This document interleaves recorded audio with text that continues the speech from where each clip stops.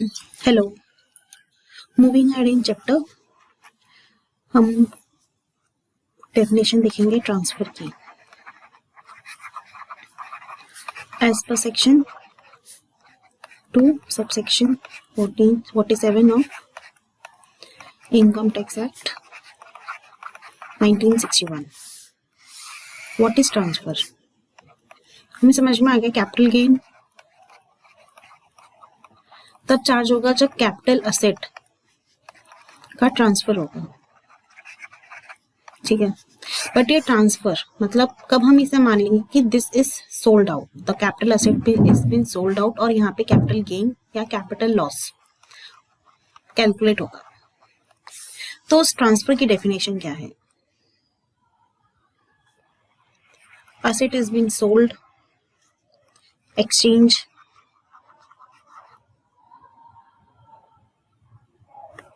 Extinguish,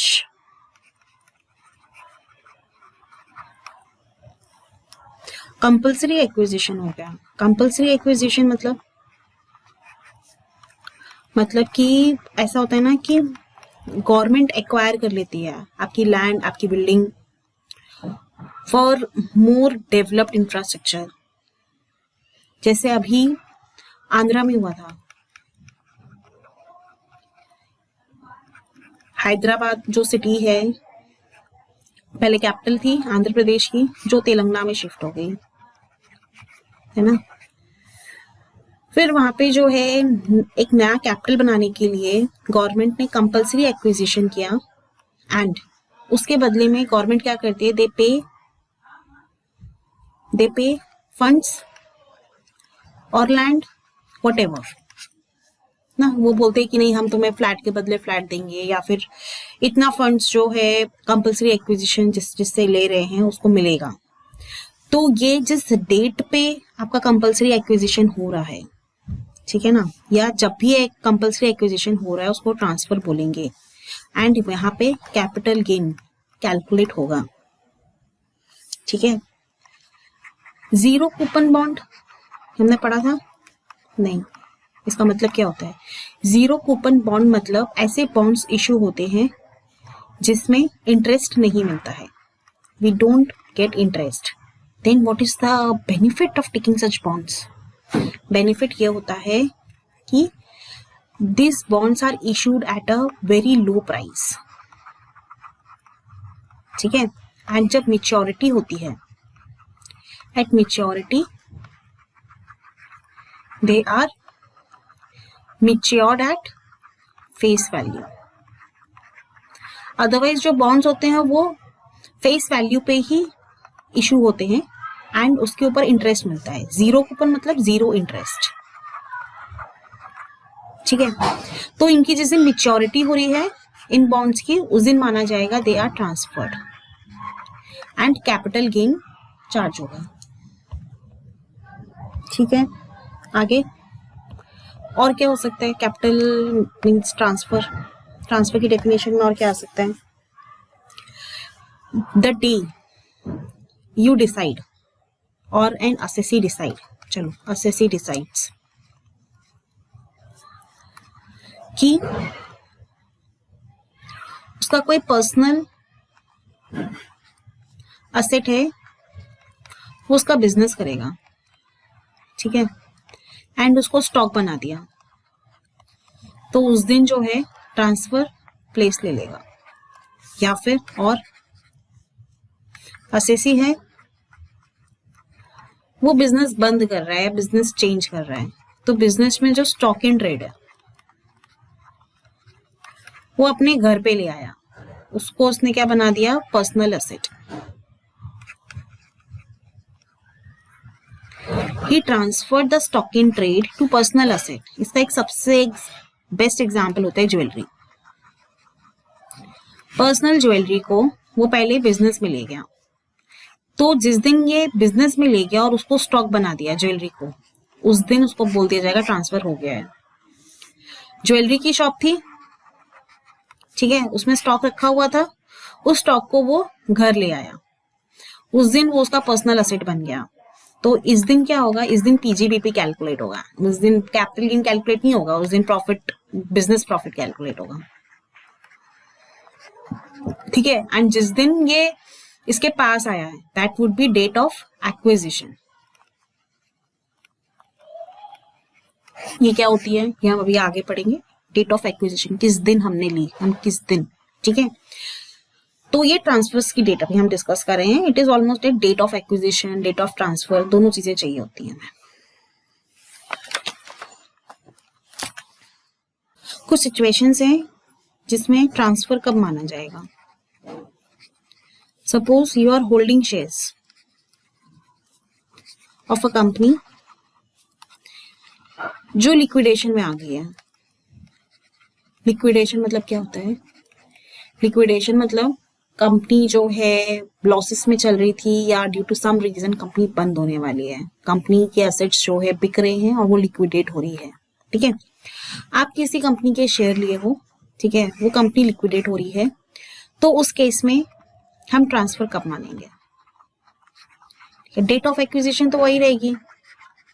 acquisition मतलब acquire करना मतलब परचेज करना, ठीक है। डेट ऑफ एक्विजिशन तो जिस दिन आपने शेयर परचेज किया होगा वही होगा, और date of transfer 1 day before, एक दिन पहले लिक्विडेशन में जाने से। हमें कैसे पता चलेगा लिक्विडेशन चली गई? जब लिक्विडेशन में चली गई तो एक ऑर्डर पास होता है ना, वो ऑर्डर जिस दिन पास होगा उसके एक दिन पहले मान लिया जाएगा कि वो ट्रांसफर हो गया है, ठीक है। एक और होता है बोनस शेयर्स, कंपनीज इशू करती हैं, उसमें बोनस शेयर्स 1:2 के रेशियो में, 2:1 के रेशियो में। आपके पास एक शेयर है, आपको 2 शेयर फ्री मिलेंगे। अच्छा, आपके पास 2 शेयर है, हर 2 शेयर पे 1 शेयर फ्री मिलेगा। ऐसे होता है बोनस शेयर्स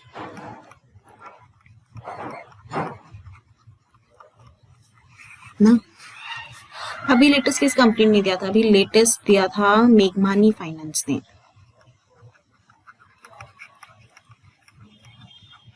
ठीक है। तो ये जो बोनस शेयर्स होते हैं ना, इसमें the day you get the allotment, day assessee gets the allotment of bonus shares, उस दिन का मान लिया जाता है एक्विजिशन डेट। देखो दोनों चाहिए होता है, बिकॉज आपकी जो होल्डिंग पीरियड है उससे डिसाइड होता है ना कि वो शॉर्ट टर्म है या लॉन्ग टर्म है। तो we need both the dates, purchasing date and selling date. इसको हम ट्रांसफर डेट भी बोलते हैं, है ना। Okay, scoping year of chargeability, section 45। अभी तक हमने क्या पढ़ा? हमने ये पढ़ा कि कैपिटल गेन कब लगेगा? जब कैपिटल असेट ट्रांसफर होगा, ठीक है। जिस प्रीवियस ईयर में ये ट्रांसफर होगा उसके असेसमेंट ईयर में हम कैपिटल गेन कैलकुलेट कर लेंगे। प्रीवियस ईयर मतलब means the year in which the transfer took place, assessment year जिसमें हम टैक्स कैलकुलेट करते हैं, ठीक है।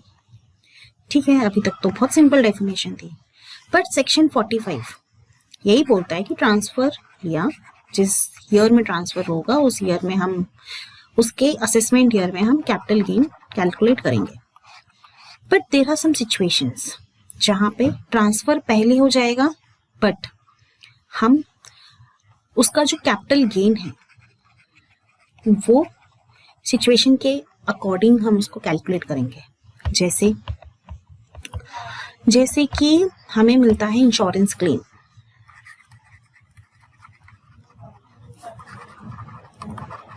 कौन से केसेस में? फ्लड आ गया, टाइफून आ गया,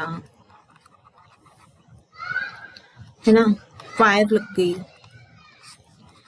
एक्सीडेंटल कोई भी प्रॉब्लम जिस वजह से कैपिटल एसेट हार्म हुआ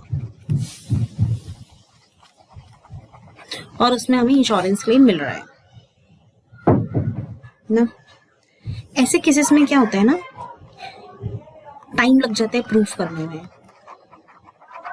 जैसे 2021 में मिस्टर ए है, उनकी शॉप में फायर आग लग गई, ठीक है, उन्होंने रिपोर्ट किया, इंश्योरेंस कंपनी ने देखा, सब किया, एंड उनको जो क्लेम मिला इंश्योरेंस का वो मिला 2023 में।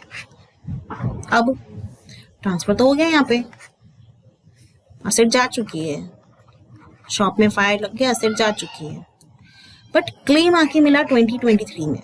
अब क्या करेंगे? इस ईयर में पैसा तो कुछ आया नहीं, पैसा इस ईयर में आया है, बट 22-23 में कुछ हुआ नहीं, सिर्फ पैसा आया है, फंड्स रिसीव हुआ है। तो ऐसे केसेस में क्या होगा ना, जिस ईयर आप फंड रिसीव कर रहे हो, the year the assessee receives fund, उस ईयर को मान लेंगे ट्रांसफर टू प्लेस।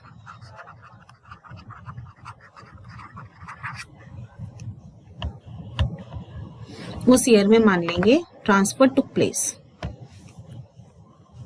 अच्छा, ये तो बहुत अजीब, जब क्वेश्चन आएगा ये मैं सेक्शन याद दिला दूंगी, मैंने आपको क्या एक्सप्लेन किया था, and you will be easily, it will be very easy for you to connect it. ठीक है, तो ये इंश्योरेंस क्लेम के केस में एक होता है, और कौन से क्लेम और कौन से केस में ऐसा हो सकता है?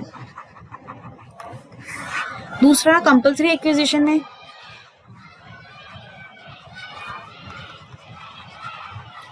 कंपल्सरी एक्विजिशन में गवर्नमेंट बोल देती है भाई अपनी अपनी लैंड से दो, बिल्डिंग्स दे दो, आपको पैसा मिलेगा, 5 लाख रुपए मिलेंगे, 10 लाख रुपए मिलेंगे।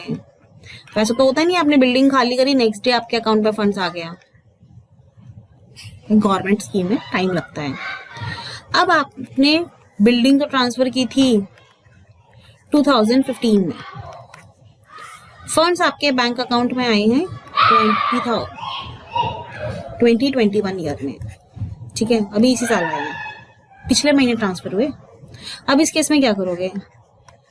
इस केस में हम ये अज्यूम करेंगे ट्रांसफर 2021 में हुआ है, एंड कैपिटल गेन जो लगेगा, जो हम कैलकुलेट करेंगे कैपिटल गेन, वो असेसमेंट ईयर 21-22 में करेंगे, because previous year assessment year 22-23 में करेंगे, बिकॉज प्रीवियस ईयर 21-22 में हमें फंड्स रिसीव हुआ है। ठीक है, तो इसमें हम कैपिटल गेन कब कैलकुलेट करेंगे? कैपिटल गेन हम कैलकुलेट करेंगे असेसमेंट ईयर 22-23 में, बिकॉज फंड्स हमें कौन से ईयर में रिसीव हुआ है? प्रीवियस ईयर 21-22 में। तो कैपिटल गेन हम कैलकुलेट करेंगे असेसमेंट ईयर 22-23 में। ठीक है, ओके, डन, समझ में आ गया। अब और कौन सा केस हो सकता है? देखो, हमने दो केस पढ़ लिए, एक हो गया इंश्योरेंस क्लेम का, एक हो गया आपका कंपल्सरी एक्विजिशन का। एक और होता है इनहांस्ड एक्विजिशन। इनहांस्ड एक्विजिशन मतलब ये बिल्डिंग ली थी 2015 में, इन्होंने कहा था 10 लाख रुपए हम दे देंगे, ये आया 2021 में, बट 2016 में ना आपने मार्केट वैल्यू पता करी तो आपको पता चला हो ये तो मुझे 15 लाख मिलने थे। तो जिन जिन की बिल्डिंग्स और लैंड एक्वायर की थी ना, जिन जिन लोगों की, इन्होंने क्या किया, इन्होंने कोर्ट में एक पिटीशन फाइल कर दी कि नहीं नहीं साहब, हमारी तो लैंड 15 लाख की थी, हमें दिए गए सिर्फ 10 लाख। अब हुआ क्या, इस केस का, ये जो केस चल रहा था ना कोर्ट में, इसका जो फाइनल डिसीजन था वो आया 2023 में, एंड आपके फंड्स आए 2025 में। ठीक है, अब 2025 में फंड्स आए तो कौन से प्रीवियस ईयर में आए? 2025-26 में। तो असेसमेंट ईयर 2026-27 इसमें जो है आप कैलकुलेट करेंगे capital gain.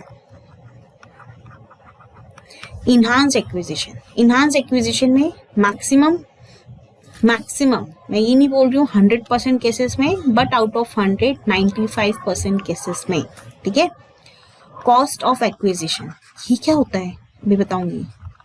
Cost of acquisition निल होती है, मतलब खरीदने की कॉस्ट आपकी, परचेजिंग कॉस्ट, एक्विजिशन मतलब परचेज करना, तो आपकी खरीदने की कॉस्ट नील होती है। रीजन ये, दिस इज इनहांस्ड।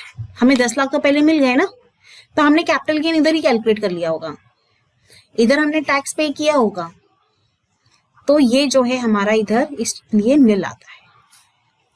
ओके, आया समझ में? Mode of computation of capital gains. हम यहाँ पे अब कैपिटल गेन कंप्यूट करना सीखेंगे। हमने क्या पढ़ा, 2 टाइप के कैपिटल गेन्स होते हैं, एक होता है शॉर्ट टर्म कैपिटल गेन और एक होता है लॉन्ग टर्म कैपिटल गेन। ठीक है, कंप्यूटेशन। तो यहाँ पे क्या होगा, पहले जो है सेल या ट्रांसफर का जो भी अमाउंट होगा वो हम नोट डाउन कर लेंगे। पहले मैं शॉर्ट टर्म कैपिटल गेन बता रही हूँ, then I will tell you about long term capital gain. ठीक है, फिर इसमें से क्या क्या माइनस होगा, डिडक्ट। ठीक है, क्या क्या लेस होगा, कॉस्ट ऑफ एक्विजिशन मतलब परचेजिंग वैल्यू। ठीक है, फिर कॉस्ट ऑफ इम्प्रूवमेंट मतलब अगर हमने कुछ उसको सुंदर बनाने में या उसको इम्प्रूव करने में कोई हमने एक्सपेंसेस किए हैं तो वो माइनस होंगे। अच्छा, और हमने कोई ब्रोकरेज पे किया होगा, कोई कमीशन पे किया होगा उसकी सेलिंग के लिए, तो हम वो माइनस करेंगे। और क्या माइनस होगा, दैट्स इट। ठीक है, ये जो आ जाएगा value, this would be known as short term capital gain. ठीक है, लॉन्ग टर्म कैपिटल गेन में क्या होगा, सेल या ट्रांसफर का जो वैल्यू होगी हम पहले वो नोट डाउन कर लेंगे। इसमें से हम माइनस कर देंगे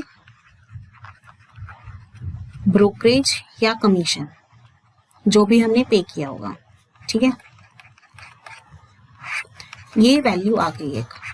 अब ये लॉन्ग टर्म कैपिटल गेन है। लॉन्ग टर्म कैपिटल गेन ना 2 चीजों में इधर ब्रेक हो गई है। किन 2 चीजों में मैम, ये जो हम ट्रांसफर कर रहे हैं ये किस चीज की है, ये इक्विटी है या फिर ये कोई दूसरा असेट है। अच्छा मैम, क्यों डिफरेंट है क्या? Yes, this is different. मैं इधर अभी थोड़ा और इसको इन्हांस करती हूँ। See, long term capital gain, if assessee paid STT, if no STT being paid on asset। ठीक है, STT मतलब securities transaction tax, securities transaction tax. ठीक है, अगर सिक्योरिटीज ट्रांजैक्शन टैक्स पे किया है, ठीक है, या फिर सिक्योरिटीज ट्रांजैक्शन टैक्स पे नहीं किया है, तो पहले हम डिस्कस करते हैं जहां पे सिक्योरिटीज ट्रांजैक्शन टैक्स पे नहीं किया है वहां पे क्या पोजीशन होती है। वहां पे क्या होता है ना, less cost of acquisition, but ये कौन सी कॉस्ट ऑफ एक्विजिशन होती है, ये होती है indexed cost of acquisition. Indexed, index क्या होता है, सपोज करो आपके पापा ने एक फ्लैट खरीदा, ठीक है, 1998 में, कितने का, 10 लाख का। ठीक है, आज 2021 में आप लोग एक नए घर में शिफ्ट हो रहे हो, ठीक है, और ये वाला जो हाउस है वो आपने सेल आउट कर दिया। ठीक है, कितने में, 1 करोड़ में। ठीक है, अब सीधे ये तो आपका सेल वैल्यू हो गया, ट्रांसफर वैल्यू। ठीक है, कमीशन आपने कुछ पे नहीं किया क्योंकि पापा के एक फ्रेंड थे वो खरीद रहे थे, तो ब्रोकर की जरूरत नहीं पड़ी। ठीक है, बट क्या ये फ्लैट की वैल्यू आज की पोजीशन पे, मतलब अगर हम इसको सेल आउट नहीं कर रहे हैं 1 करोड़ पे, तो क्या हम ये बोलेंगे हम 10 लाख के फ्लैट में रह रहे हैं? नहीं, क्यों? यार 1998 में एक समोसा 5 रुपए का आता था, आज 25 रुपए का आता है, तो वैल्यू ऑफ मनी इंक्रीज नहीं हुई है, इन्फ्लेशन आया है, तो वैल्यू ऑफ मनी डिक्रीज नहीं हुई है। 10 लाख तब की और 10 लाख आज का, देयर इज अ डिफरेंस। तो इसको क्या करते हैं, इसको हम इंडेक्स करते हैं। इंडेक्स ये कैसे होता है, ये जो है हमारे पास एक टेबल होती है, आप नोट करना आपके स्टडी मैट में, पेज नंबर 4.374 पे एक टेबल बनी हुई है, ठीक है। उसमें जो है आपकी इंडेक्सेशन वैल्यूज दी हुई है, जैसे कि अभी फॉर द ईयर 21-22 ये वैल्यू है 317। तो उसको कैसे कैलकुलेट करेंगे, index value of sale year upon index value of acquisition year into cost of acquisition. मतलब गवर्नमेंट ने एक वे निकाला कि हर साल कितना इन्फ्लेट हो रही है वैल्यू, हर साल कितना जो है हमें इंक्रीज कर देना चाहिए, जिससे कि हम ये कंपेयर कर पाए कि 1998 का 10 लाख रुपए और 2021 का जो में आकर उस 10 लाख को आज हम क्या बोल पाएंगे कि ये इतना तब का 10 लाख रुपए है। ठीक है, ठीक है, कोई दिक्कत नहीं। तो ये जो है 317 है, 317 उस पेज पे देखो 1998। ठीक है, चलो एक और चीज, मैंने ईयर ले लिया 1998। एनी ईयर बिलो 2000 2001 इसको हम 100 कंसीडर करेंगे, तो 100 इंटू 10 lakhs 1011 कितना हो गया,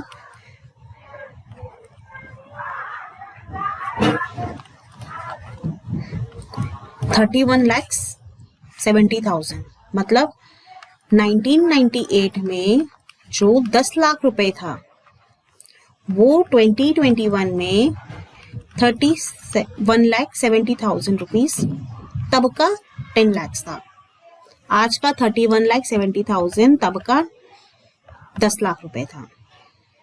ठीक है, तो हम क्या करेंगे, ये एग्जाम्पल चल रहा था ना, सेल कितने पे कर रहे थे हम, 1 करोड़ पे कर रहे थे, less index cost of acquisition,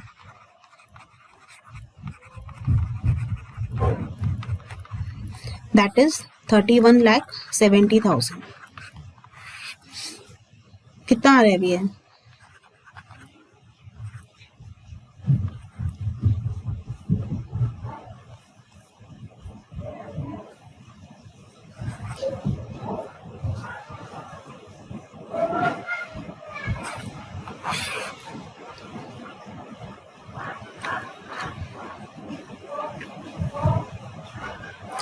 $68,30,000 पे हमारा कैपिटल गेन लग जाएगा।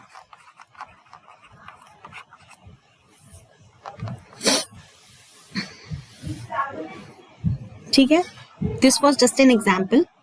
ठीक है, जब हम और क्वेश्चन सॉल्व करेंगे तब और हमें क्लैरिटी मिलेगी, बट जहां पे हमारा सिक्योरिटीज ट्रांजैक्शन टैक्स नहीं लगता है वहां पे रोल आता है किसका, कॉस्ट इन, वहां पे रोल आता है इंडेक्स्ड इन्फ्लेशन का। ये जो वैल्यूज हैं आपको याद करने की जरूरत नहीं है, आपको सिर्फ ये याद रखना है 21-22 की जो वैल्यू है वो 317 है। उसके अलावा ये जो वैल्यूज हैं वो आपको क्वेश्चन में मिलेंगी ऑलरेडी। ठीक है, आपको सिर्फ वो यूज करनी होंगी और आपको ये पता होना चाहिए कौन से ईयर की वैल्यू, बिकॉज कंफ्यूज करने के लिए वो 2-3 वैल्यूज दे देंगे। ठीक है, कोई नहीं।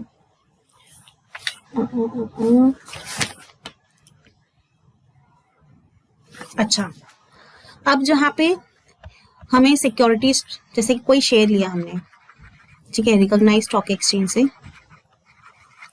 उसमें सिक्योरिटीज ट्रांजेक्शन टैक्स हमने पे किया हुआ है। उस केस में क्या होगा ना, सेल या ट्रांसफर की जो वैल्यू होगी लेस डायरेक्टली आपका कॉस्ट ऑफ परचेजिंग लेस होगी उस केस में। उस केस में आपको क्या कहते हैं, इंडेक्स करने की राइट नहीं होगा। You can't index the cost of purchase of your shares जिसपे आपने एसटीटी पे किया हुआ है। जहां पे आपने एसटीटी पे कर दिया वहां पे आपको इंडेक्सेशन बेनिफिट नहीं मिलेगा, ठीक है। एंड प्लस हमने जो एसटीटी पे करते हैं उसका हमें कॉस्ट में से हम इसे डिडक्ट नहीं कर सकते हैं। अंडरस्टैंड, अभी क्या कर रहे हैं हम, जो भी हमारी कॉस्ट लग रही है किसी एसेट को परचेज करने में, एक्वायर करने में या उसकी इंप्रूवमेंट में, सी ईयर हमने जो माइनस किया है, हमने ब्रोकरेज और कमीशन भी माइनस कर दिया, कॉस्ट ऑफ इंप्रूवमेंट भी माइनस कर दिया, कॉस्ट ऑफ एक्विजिशन भी माइनस कर दिया, but securities transaction tax, this is a tax, you can't deduct it, deduction not allowed during capital gain calculation. If you have paid it, you have not paid it, but this STT is not allowed. एक case है, मतलब just chapter में आगे बढ़ रहे हैं, there is a provision, non residents होते हैं जैसे, they exchange foreign currency to invest in India. India is a developing country, तो यहाँ पे इन्वेस्टमेंट यूएसए यूके से होता है, ठीक है। वहाँ के, यहाँ के जो मतलब नॉन रेसिडेंट्स है, जो वहाँ के रेसिडेंट्स है, वो फॉरेन करेंसी जो है इंडिया में कन्वर्ट करते हैं, they invest in India in different shares in different companies through way of shares और डिबेंचर्स। किस किस वे में, शेयर्स और डिबेंचर्स, कोई दिक्कत नहीं। How do these people calculate their how do these people calculate their cost of acquisition?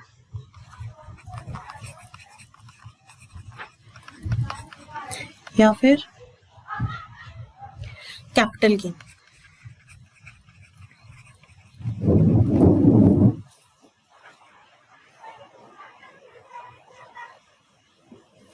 इस case में क्या होता है ना, जो भी आपका एक्सचेंज कॉस्ट है, exchange cost of currency, even this is included in cost of acquisition, ठीक है।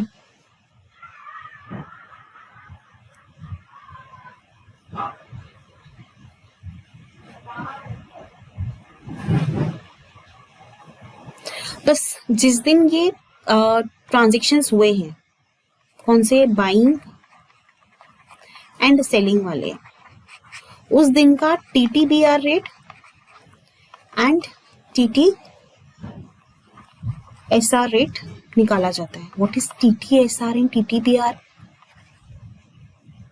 That is telegraphic transfer selling rate, telegraphic transfer selling rate, and this is telegraphic transfer buying rate.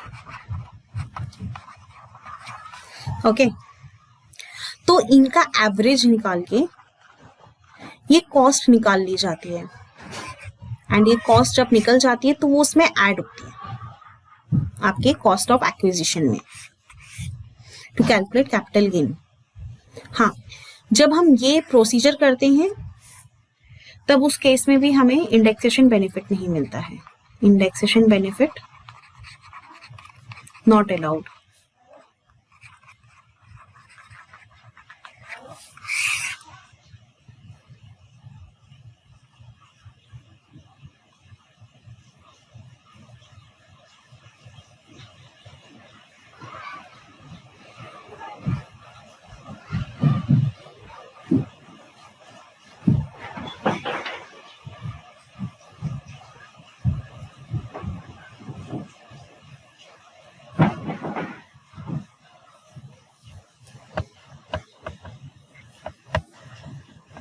इसके ऊपर जब हम question solve करेंगे तो आपको और इजीली समझ में आएगा। अभी तो सिर्फ हम कंसेप्ट्स पढ़ते जा रहे हैं, ये कंसेप्ट्स सारे जरूरत पड़ेंगे आपको when you solve the question, because once you read it आपको सारे ये प्रोविजंस पता होने चाहिए, then only it would be easy for you to solve the questions. ठीक है, तो यहाँ पे हम प्रोविजंस बस एक और आपका बाकी है and then we will start solving questions. ठीक है, चलो ओके बाय।